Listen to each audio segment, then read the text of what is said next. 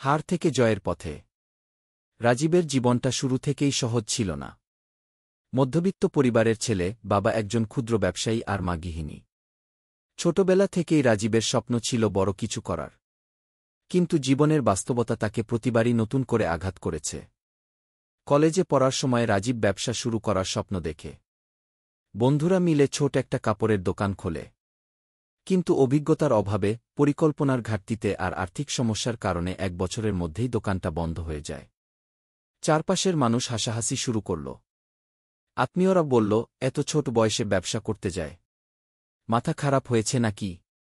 রাজীব ভেঙে পড়েছিল, কিন্তু ভেতরে ভেতরে সে জানত হার মানলে চলবে না। সে বই পড়া শুরু করল, সফল উদ্যোক্তাদের গল্প শোনার অভ্যাস করল, ইউটিউবে নানা ধরনের শিক্ষামূলক ভিডিও দেখতে লাগল। ধীরে ধীরে তার মাথায় নতুন কিছু আইডিয়া জন্ম নিতে লাগল। কিন্তু সমস্যা ছিল অর্থ। টাকা ছাড়া কোনো ব্যবসা শুরু করা যায় না। রাজীব চাকরি খুঁজতে লাগল। অনেক জায়গায় ইন্টারভিউ দিল, কিন্তু প্রতিবারই প্রত্যাখ্যাত হল। কারো মতে তার অভিজ্ঞতা নেই, কারো মতে সে ওভার কোয়ালিফাইড। এই ধাক্কাগুলো তাকে হতাশ করছিল, কিন্তু ভেতরের আগুনটা নেভাতে পারছিল না। অবশেষে রাজীব একটা ছোট চাকরি পেল, একটি রেস্টুরেন্টে ক্যাশিয়ার হিসেবে। বেতন খুবই কম, কিন্তু রাজীব এটাকে শিক্ষা হিসেবে নিল। প্রতিদিন গ্রাহকদের সাথে মিশে সে বুঝতে শিখল মানুষ আসলে কেমন, তাদের প্রয়োজন কি, এবং কিভাবে সেবা দিলে তারা খুশি হয়। সেই চাকরি থেকে রাজীবের শেখাটা ছিল অমূল্য। 2 বছর পর রাজীব কিছু টাকা সঞ্চয় করল। সে আবার ব্যবসা শুরু করার সাহস পেল। এবার সে অনলাইন ব্যবসার দিকে ঝুঁকল। অনেক রাত জেগে জেগে মার্কেটিং শেখা, ফেসবুক ইনস্টাগ্রাম বিজ্ঞাপন বোঝা, ওয়েবসাইট বানানো, এসব করতে গিয়ে সে অসংখ্যবার ব্যর্থ হল। কখনো বিজ্ঞাপন চলে কিন্তু বিক্রি হয় না, কখনো গ্রাহক টাকা দিয়ে পণ্য নেয় না। কিন্তু প্রতিবার ব্যর্থ হয়ে রাজীব একটা বিষয় পরিষ্কার বুঝে গেল, প্রতিটি ব্যর্থতা তাকে নতুন কিছু শিখাচ্ছে।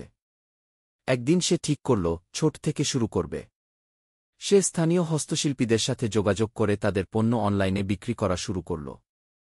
প্রথম মাসে মাত্র 1-0টা অর্ডার পেল। অনেকেই বলত, এতে কি আর কিছু হবে?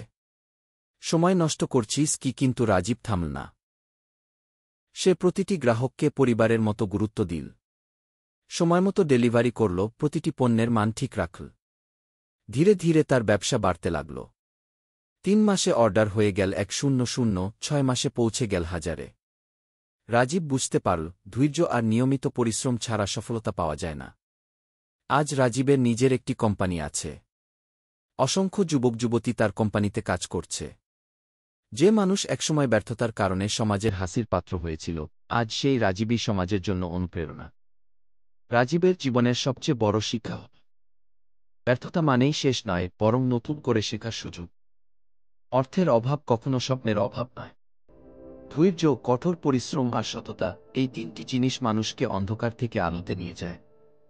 বন্ধুরা, এই গল্পটা আমাদের সবাইকে একটা গুরুত্বপূর্ণ শিক্ষা দেয়। জীবন যত কঠিনই হোক, যত ব্যর্থতাই আসুক, যদি তুমি হাল না ছাড়ো, একদিন অবশ্যই সফলতা আসবে।